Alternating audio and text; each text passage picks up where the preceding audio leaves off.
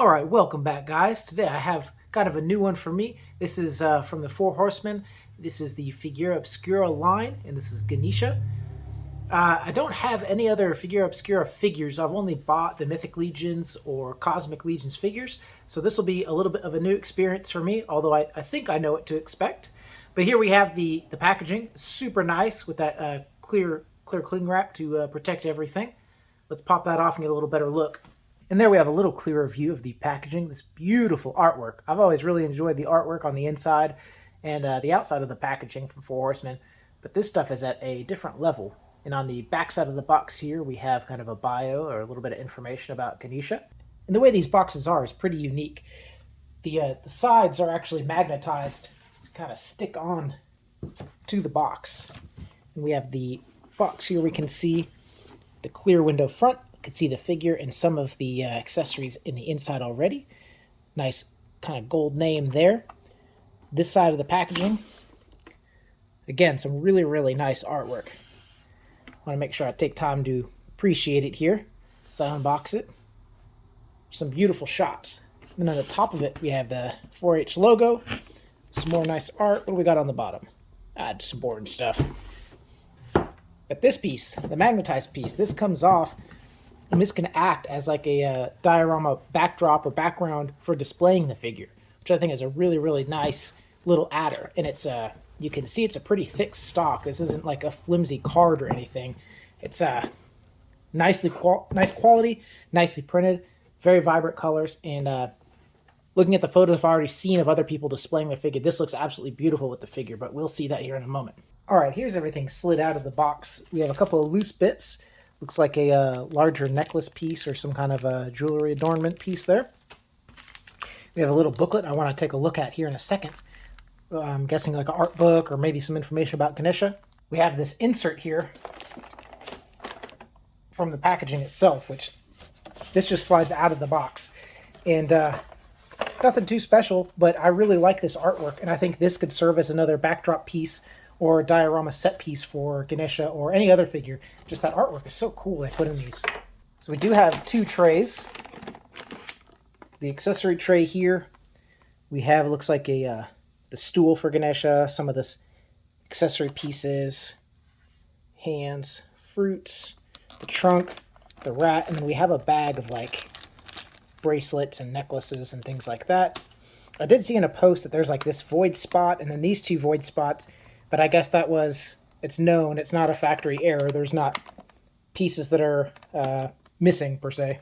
And then we have the main tray with Ganesha, with the two arms for the back sockets, the crown, and a little treat tray. Very cool looking there. All right, let's pop Ganesha out and take a little better look. And here we have a look at Ganesha as it comes right out of the box, without any other additional accessories or arms or anything put on. Even just looking at Ganesha like this, you get a really good idea of some different things that you can do as far as customization or pop and swaps go with this figure. I know there's going to be tons and tons of customizers out there using this as a basis for some really good builds, and I've already started to see a few pictures pop up, some really interesting things people are doing.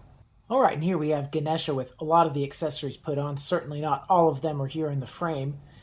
Some of the bigger pieces are that stool or seat that he comes with, that back piece that kind of gives him that halo around his head effect from the front, the crown.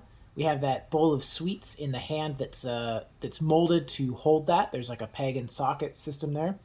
We have that beautifully done axe in one hand.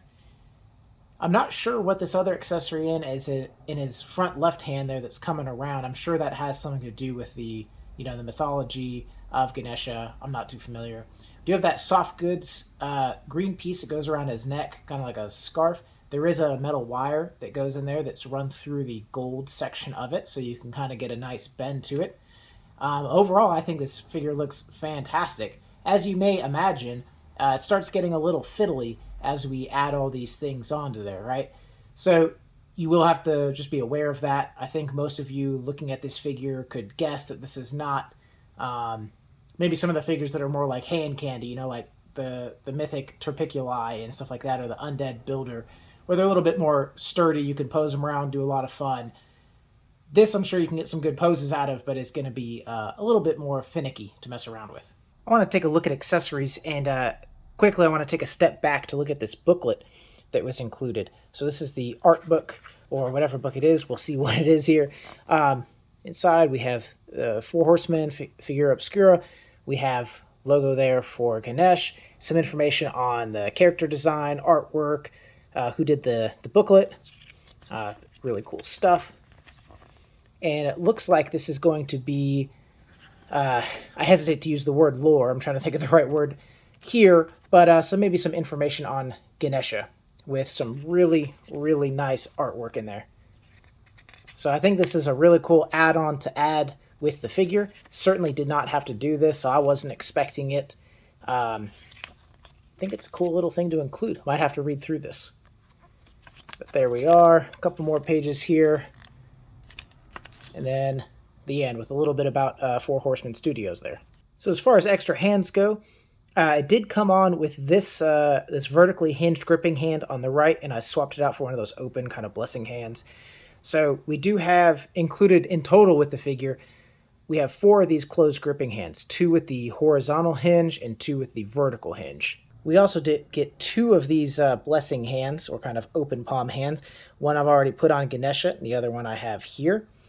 And then we have this open hand there that has a peg on it that fits into a socket that's in that sweets tray. We do get one additional trunk piece, and this just pops in. This one has a bendy wire in it.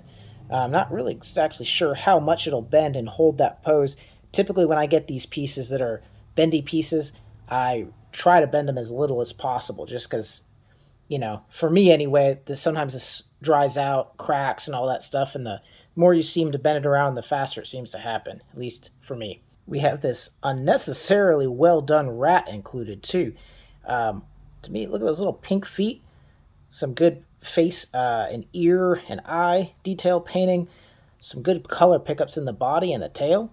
And honestly, it's a pretty good scale. I'm not sure if there's a reason, you know, with Ganesha to have this. I'm sure there is, but it's a really cool add-on. Whether you have it displayed with this figure or you do something else with a little creature like that. But look at him. Look at that size there.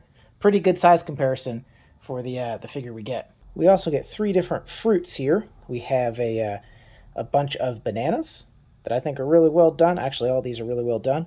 We have this grouping of red apples here and a plate of grapes.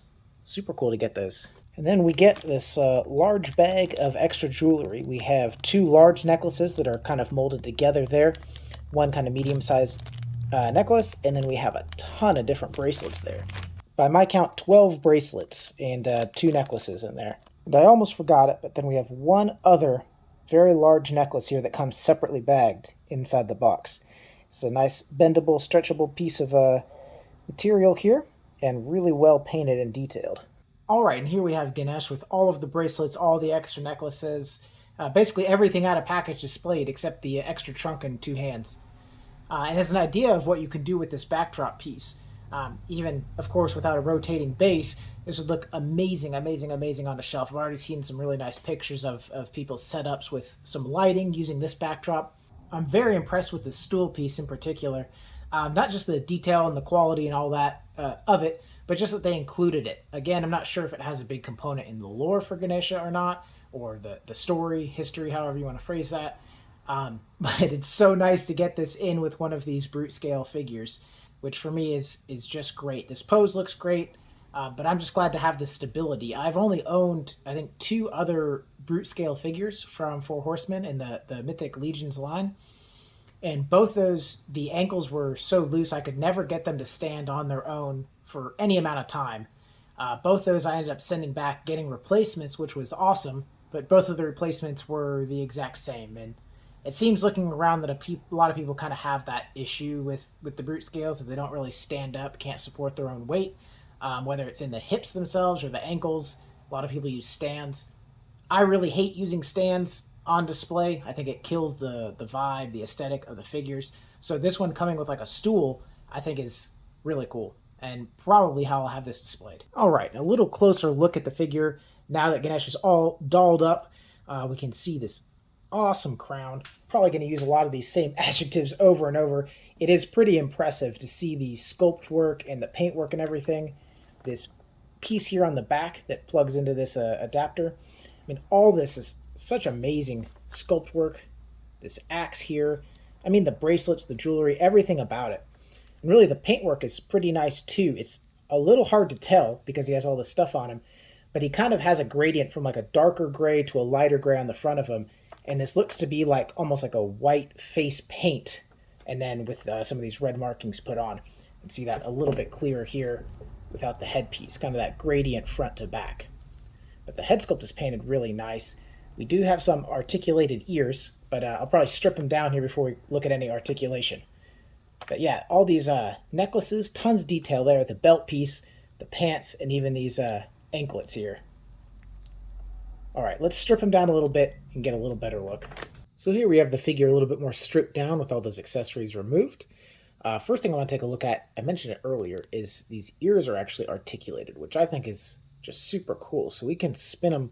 So we also have a rock forward and backward in these. We have a hinge here, so we can kind of get that look, or we can get those going a little bit more forward. Next, onto the head. It's actually on a double ball there, so you can get it to kind of, let's see, kind of jut forward a little bit.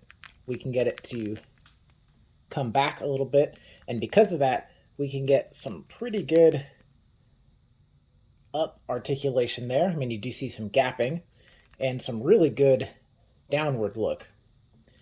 You can get a little bit side to side, good bit side to side, and then a little bit of like tilt side to side.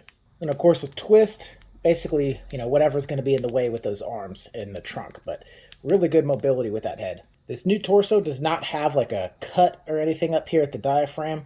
It's just pegged in here like they normally are, but because of this belt piece and the way the torso is, there's really no mobility from the hips to the waist. So he's kind of a solid unit here until you get to the hips. Now at the hips, we kind of have the same mobility as we would have with a brute scale figure. We kind of got splits out there. We can kind of get a kick out about that far, get a kick back, not much at all. And then we have the single jointed knees, which we can see about that far. And then for them, kind of standard mobility in that ankle rocker, pretty good back and forth, and then the tilt. They did do a pretty good job with the wash all the way around. They even got the bottoms of the feet. They got the torso, you can see is a little lighter color, a little darker color as we come to the back, but there is some gradient in here. It's not just one solid color. The arms, it's about as far out as we can get these side arms. The back arms, they'll just pivot around, so really wherever you want those to go. And they do have a little bit of hinge there kind of at the shoulder, you'd say, so they can go back, they can come in. With these arms, there's not a ton of mobility. We have these single jointed elbows that give us less than 90 here. So pretty standard affair for this guy as far as kind of the other brute scale figures go. Again, I don't think a figure that you're buying for the dynamic posability, but more for just the aesthetic of it. And for a few size comparisons here, on the right we have a Mythic Legion standard figure. That's one of their 1.0 bodies. And on the left we have one of the Ogre scales from the new Necronominus wave. He is on a stand though, so it is giving him maybe about a ½ inch, but there's no way I'm taking that guy off the stand because he will yeet himself off the table. And on the right here we have one of the Savage Crucible figures, and on the left a Mythic Legions, but that's one of the dwarf scale guys. And here we have a couple of Zesray figures, one of the Roman infantry, kind of their standard size in the combatants line on the right. And on the left, one of the Minotaurs, Cassos the Crusher on the left. I honestly thought Cassos was going to be substantially bigger, but side by side, definitely, beefier and girthier, but height-wise, not a whole lot taller than the tip of that crown. All right, and last comparison here, we have the Jaded Toys, Chester Cheeto on the right, and a couple of SH figure arts on the left, standard size Goku, and the new Daima size Goku.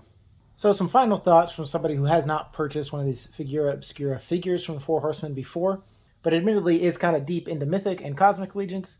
The sculpt work and paint work and accessories, and I feel like the value is phenomenal with this figure.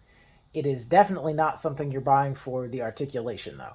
I was a little bit let down that it was the same kind of balancing act as I've had with other brute scale figures from Four Horsemen. He is pretty top heavy. I think I knew that going into it with the size of that body, the extra arms, the huge head, the crown, that back piece, all of that. I wasn't really expecting him to be very nimble or super stable.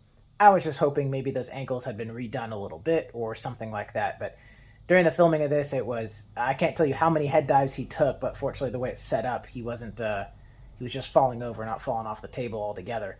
So long story short, I'm blown away by the sculpt work and the paint work and the level of sculpt and detail work and all the accessories.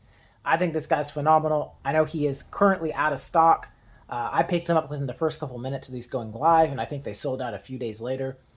I believe on Store Horsemen they are going to be doing another drop of them in about a month or so. I'm sure they'll be floating around at their shows and things like that throughout the year as time goes on.